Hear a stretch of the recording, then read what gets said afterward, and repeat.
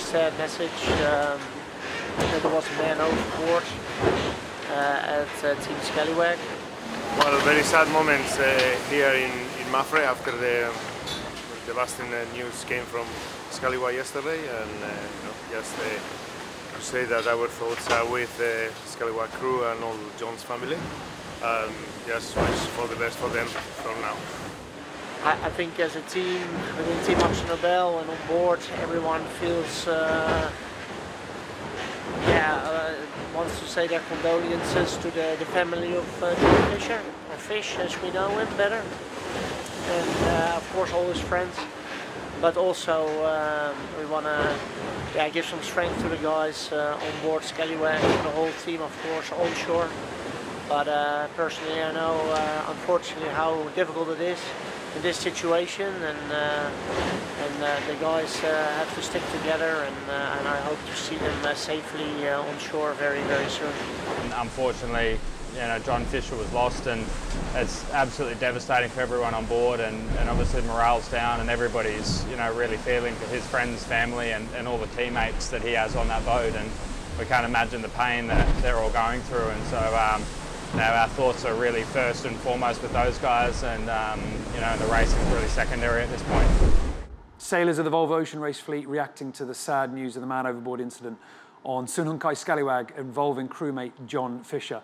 Welcome to the Daily Show here at race headquarters in Alicante. We're going to be going through the tracker and having a look at some of the dramatic images that have been coming in over the last few days of the conditions that the teams have been facing. Plus, we're going to be talking to Ian Walker, the winner of the previous edition of the Volvo Ocean Race with Abu Dhabi Ocean Racing, to get some understanding of the complexities of a man overboard recovery in the Southern Ocean. Let's take a look at the tracker now and see where the fleet are. Sunhunkai Scallywag are making their way to the Chilean coast, following the man overboard of their crewmate John Fisher. The other 6 teams are to the southeast, making their progress to Cape Horn in 20 to 30 knots of wind from the west. Team Brunel looks set to be the first boat to reach the southernmost tip of the Americas as the fleet perform their final jibes needed in the last few miles.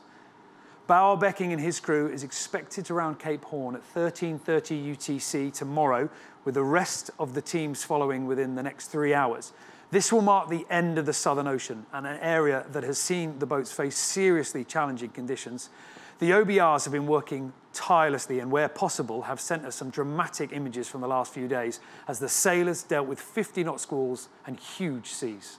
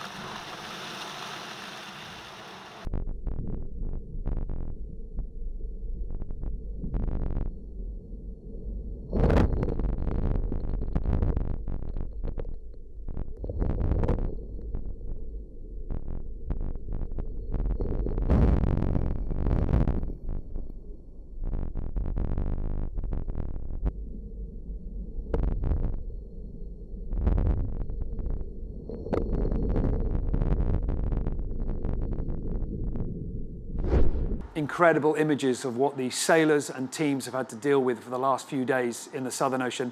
And now Ian Walker joined us just before we came on air to help us understand how a man overboard drill in the Southern Ocean might feel. At a time like this, there's obviously a lot of questions from the public and the sailing community at large. I know that you don't know anything more about what happened than any of us at the moment, but as somebody who's done the race many times, can you just talk us through the reality of recovering a crew member in those kind of conditions?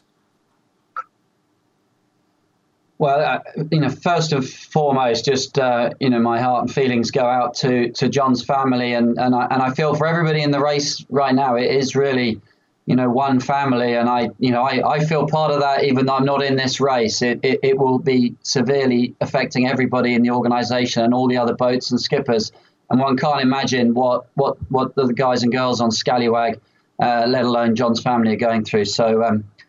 I think the best way I can explain this is we do a lot of man overboard drills in the build-up to these races, and we have the best sailors with all the best safety equipment you can carry. And I've done man overboard drills where it's taken us 45 minutes to be able to, turn the boat around, stop it going downwind, get the sails under control, get people on deck in the right clothing so that we don't create more dangerous situations, and then to try and sail back upwind in 35, 40 knots and a 6-meter sea state. That alone is actually a fairly big challenge to get going in the right direction. And the reality when the water is below 10 degrees centigrade is you don't have that amount of time. So almost no matter what safety gear you have, it is a big enough challenge for the sailors on board to get back to that spot. And as I say, I've done it in much better conditions, in daylight, in warm weather, in only 25 knots of breeze, and still taken 40 minutes. So one can only imagine the difficulties. But you've done the Volvo Ocean Race multiple times. You won the last edition. I'm wondering, from what you've been observing of this edition of the race, how do the conditions that we've seen this time through the Southern Ocean compare with what you've experienced in the past? Well, I think we've had a reasonably lucky run in the last few races. I do remember some pretty extreme weather in my first race in 2011. We certainly had some very windy periods, but I think what's different about this race is it's been really sustained. To be honest, it's been sustained nearly all race. And these guys will be experienced because they've sailed halfway around the world, and a lot of that has been in heavy downwind conditions. But this is something else. The waves are bigger. It's easy to throw numbers out there like 5, 6, 7 meter sea state, but that is enormous. These are waves the size of a house, and you're trying to control the boat. When you're looking at the wind speeds, of course, you look at the grid files, you look at the weather forecast, and you say, oh, it's 30, 40 knots. It sounds a lot, but not too bad. But of course, what you don't realize is there's big squalls within that when the clouds come through, with maybe 50% more wind speed. And the sailors have got to contend with all those conditions. And I can tell you it's one thing going with the wind and with the waves, as they've been doing in those conditions. But it's an entirely different matter when you've got to try and turn around and go the other way. And my only real recollection of anything like this was when we destroyed the bulkheads in Green Dragon beating in the Straits of Luzon, when we had 9-meter seas and over 50 knots of wind. And I can tell you, it is something else trying to fight into those winds and waves. So, look, they've had a terribly tough time for us over a sustained amount of period, and they will all be feeling it. I know as a skipper, you feel that responsibility. When we last spoke, I talked about the fact that you don't want to be the last boat because you feel very vulnerable if there's nobody behind you. And sadly, that was the position that Scallywag were in. And every skipper and every crew will be praying for getting around Cape Horn and turning north and feeling like the worst is out the way. They've definitely had it tough over the last 7 days.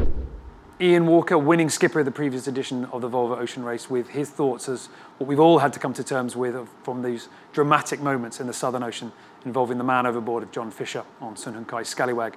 Well, that's everything from our show today. We're going to be keeping an eye with all the teams because tomorrow at around about 13:30 UTC, Team Brunel is set to be the first boat to round Cape Horn and exit the Southern Ocean. We're going to be there keeping in touch with the teams to check out their updates and their reactions for everything that we've seen over the last few weeks here on Leg 7. Join us tomorrow as the race continues.